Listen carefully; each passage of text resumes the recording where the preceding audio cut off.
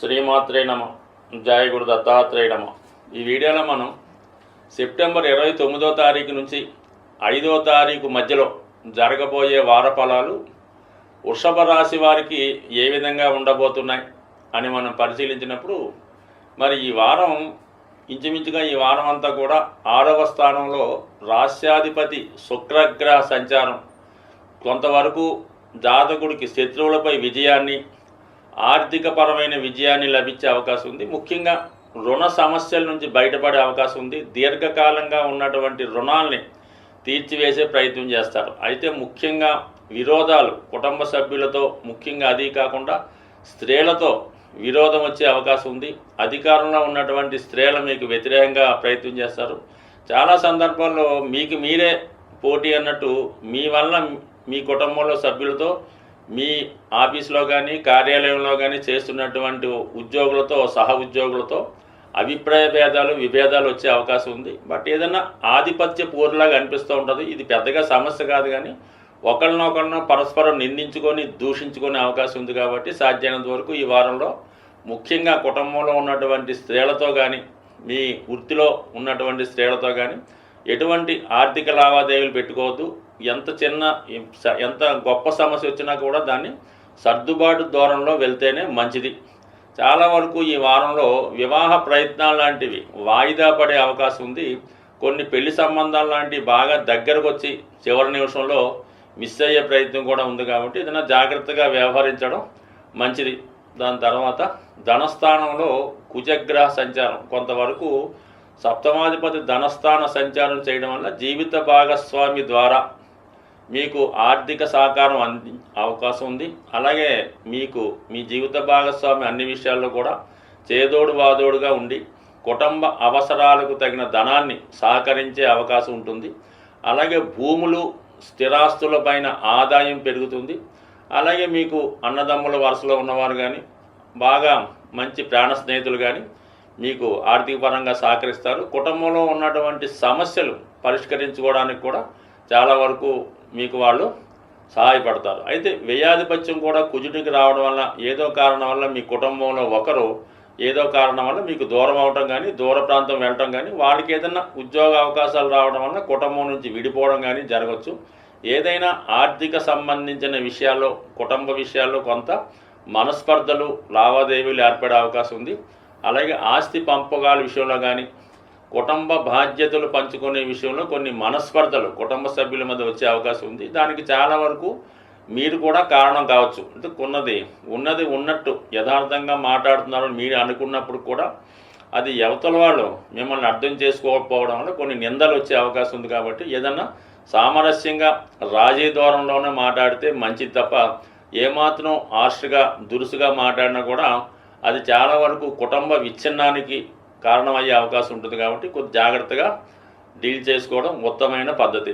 అయితే ఒక విషయంలో మాత్రం చాలా అద్భుత యోగం ఈ వారం అంతా కూడా ఈ రాశి వారికి ఏర్పడడం జరిగింది. అదే ధనాధిపతిగా ఉన్నటువంటి పంచమాధిపతి బుధుడు, చతుర్థాధిపతి రవితో కలిసి పంచమ స్థానంలో ఏర్పడినటువంటి ఒక అద్భుత బుధాదిత్య యోగం, నిపుణ యోగం కూడా. ఈ కారణం వల్ల మీలో ఉన్నటువంటి నైపుణ్యం పెరుగుతుంది.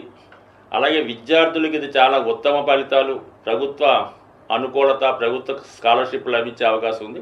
అలాగే వ్యాపార వర్గంలో ఉన్న వాళ్ళకి సరైన సమయంలో సరైన నిర్ణయాలు తీసుకోవడం వల్ల వ్యాపార వృద్ధికి, కొత్త వ్యాపార ప్రారంభానికి, లేదంటే ఉన్న వ్యాపారాన్ని వృద్ధి చేయడానికి ఇది చాలా వరకు మంచి సమయం. అలాగే మీ వ్యాపార అభివృద్ధికి కావాల్సినటువంటి రుణ సౌకర్యం కూడా ఈ సమయంలో లభించే అవకాశం ఉంది. అంటే సాధ్యమైనంత వరకు మాత్రం స్పెక్యులేషన్ విషయంలో కానీ, ఈజీ మనీ విషయంలో కానీ ఎట్టి పరిస్థితుల్లో కూడా ఆశపడద్దు.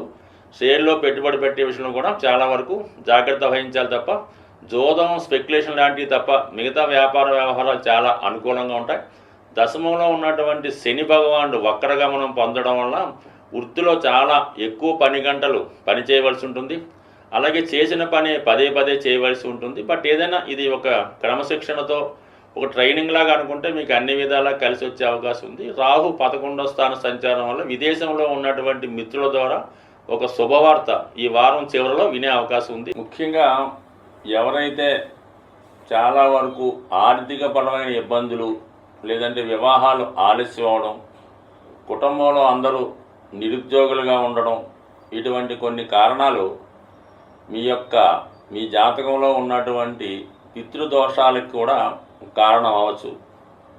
ఈ విధంగా ఎవరైతే ఇటువంటి సమస్యలతో బాధపడుతున్నారో వాళ్ళకి ఈ వారంలో ఏర్పడినటువంటి, అంటే ముఖ్యంగా అక్టోబర్ 2వ తారీఖున ఏర్పడినటువంటి మహాలయ అమావాస్య రోజు మరి పితృదేవతల యొక్క సంతృప్తి కొరకు ఆ రోజు ఏదైనా దేవాలయంలో కానీ ఎవరికైనా తీసుకున్న వారికి మరి వారు వంటకి సరిపోయే విధంగా బియ్యం, పప్పు, చింతపండు, కొన్ని ఆకుకూరలు వాళ్ళకి బహుమతిగా కానుకగా ఇవ్వడం వల్ల మరి ఈ పితృదోషాలు ఉన్న వాళ్ళకి ఈ అమావాస్య రోజు చేసే ఈ దాన కార్యక్రమం 100% మీ యొక్క దోషాలు పరిహారం అవుతాయి.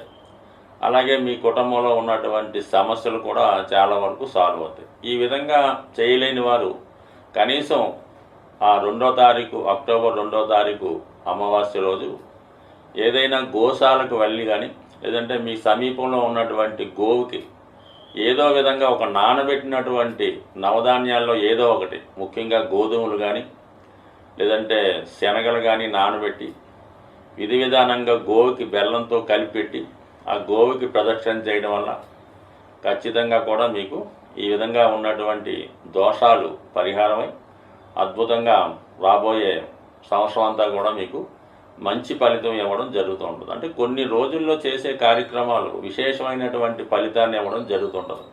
అందులో ఈ మహాలయ పక్షంలో వచ్చే అమావాస్య, దాని తర్వాత మీకు అక్టోబర్ 3 నుంచి మరి దసరా నవరాత్రులు ప్రారంభమవుతున్నాయి కాబట్టి మరి ఈ సమయంలో ఎవరైతే అమ్మవారి ఆరాధన, లక్ష్మీ ఆరాధన చేస్తుంటారో వారికి అఖండ సౌభాగ్యం కలిగే అవకాశం ఉంటుంది. అయితే ముఖ్యంగా మీరు పెద్దగా ఏమీ కష్టపడక్కర్లేదు.